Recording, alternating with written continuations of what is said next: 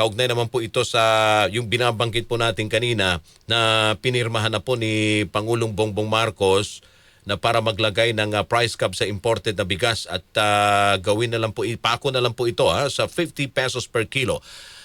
Sir Rosendo good morning po, sir. Yeah, magandang umaga sa lahat. Opo, reaction lang po dito sa price cap na inaprubahan na po ni Pangulo sa mga imported na bigas. Hindi ba ito may epekto din sa ating mga retailer? Magandang balita ito para sa mga Pilipino. Pero sa panig po ng mga retailer at sa ating mga magsasaka din. So far yung yung price cap within the range ng ng price pa doon sa importation. So wala tayong nakitang problema sa ngayon except kung sumipa yung international price ng bigas sa ngayon yung nakita natin na price cap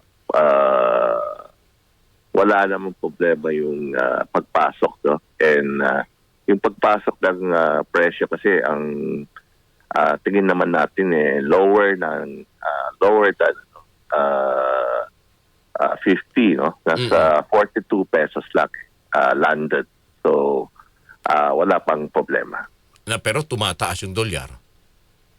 Tumataas yung dolyar 61 na ngayon. Sa tingin ninyo kakayanin ba yan?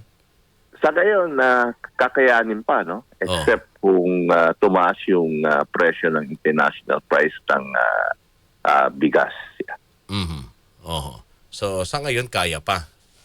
Sa ngayon kaya pa. Kailan po ito humantong sa hindi na kaya? Pag tumaas yung dolyar ng 62, 65 baka hindi na kakayanin, sir, no?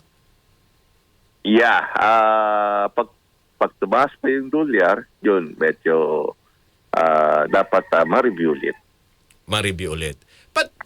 Pero may sapat naman tayong supply, lalo na sa imported na bigas. May sapat tayo dahil anihan tayo ngayon. Hindi pa tapos yung pag-ani. So, tuloy-tuloy pa rin yung harvest natin. Kaya wala tayong problema sa bigas. Sa local produced, wala pa namang nangyaring paggalaw, Sir Sendo. So local produce, ang presyo ng farm gate ngayon nasa 28 pesos. 28-29 pesos ang presyo sa farm gate ngayon. So ito is yung 14% moisture content. Yung fresh harvest sa 24 pesos. Pagka nagiling ito, more or less nasa 46 to 48 pesos. Okay. So, yung ganitong presyo na binabangkit po ninyo so far, hindi pa naman lugi rito ang ating mga magsasaka. Medyo maganda ang presyo this time, no? Remember, Manong, nung last season, ang presyo lang ng palay nasa 12 pesos ang fresh harvest, yung tuyo nasa 15 to 16 yun. Lugi sila noon. Pero ngayon, maganda yung presyo ng palay dito sa ating bansa. Ito masosustain pa naman yung kabuhayan ng ating mga magsasaka sa gitna ng krisis ngayon with this price. Yes, with that price, okay pa, no? Wala tayong nakitang problema dun sa harvest itong cropping season. Pero mayroon ho ba kayong mga ginagawang paghahanda, Kasendo, dito sa kalagayan ng bansa, lalo na sa presyo ng produktong petrolyo?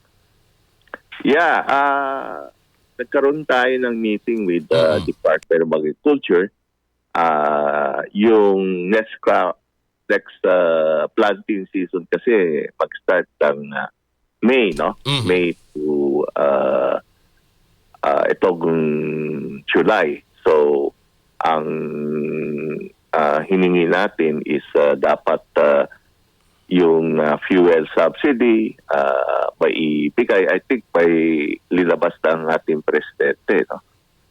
And yung of course isa is yung fertilizer subsidy kasi yung alam naman natin na yung urea is galing dun sa bansa na apektado dun sa gera, and malaki yung tinaas international price. So yung subsidy ng fertilizer, linatag natin na kung pwede may ibibigay ang government para at least matulungan ang ating mga magsasaka. So yung preparation, hopefully maibigay ng ating government para matulungan ang ating mga magsasaka. Mga magkano ho ba ang sinasabi ng DA na fuel subsidy? At may ayuda ba din mula sa DSWD ang ating mga magsasaka na matatanggap? So far na ang announcement ng presidente, initially cash ang mabibigay, no, itong April 2,000, I think 2,300 pesos Ayuda yan. ayuda for 4,500 farmers. Pero ang hiningi natin for May, June, around 6,000 pesos, no, for fertilizer subsidy. Hopefully, may darating para at least yung price natin dun sa palay hindi na tumaas matindi para yung presyo hindi sumipa, no? Kasi nabanggit ng Department of Agriculture yung effect ng etong fuel pag tumaas pa, no? Baka abot ng 62 pesos yung bigas. Yan yung pinakamura na, 62. Yun ang pinakamura, 62. Kung umabot ng $200 per barrel. So. Pero sa ngayon, yung $100 per barrel, within the range pa naman yung na nakikita natin. Pero kung tumaas pa yun, yun ang malaking problema natin. Medyo mahirap na. Opo. So ang hinihingi rito, well, yung fuel subsidy nandiyan na yan Yan na yung kasama sa mga ibibigay sa mga magsasaka at yung binabanggit nyo pong 2,000 plus. So ang dagdag na hinihingi ng ating sektor ng mga magsasaka, yung para sa abono. Yes, oo. Para ubaba yung inputs ng magsasaka natin. Opo. Ito bang mga nasa kadiwa, Kasendo, yung 20 pesos bigas, meron pa rin ba? Kasi di ba ang program, meron na. 20 pesos na bigas, meron na. Opo. At saka, ito bang mga nakikita natin 20 pesos, ito ba yung mga local produce o imported ito? Yeah, sa amin naman, yung 20 pesos na bigas is maliit yun, no, sa total population natin. So, hindi natin nakikita yan. Ang ano kasi yan is targeted So, yung mga senior citizen, PWD. yung mga PWD. So, magandang welcome development yan. Pero ito is around 1 to 2% of the total consumption lang natin So, hindi ito nakikitang malaki, no? So, ang concern pa rin natin is yung general market na kung tumaas yung presyo. Yan ang dapat tutukan ng ating gobyerno. Pero gaya ng sinasabi nyo nga, so far sa ngayon, may sapat pa at na-supply dahil panahon ng anihan at hindi pa sumisipa ng ganun kataas yung presyo ng bigas sa mga palengke.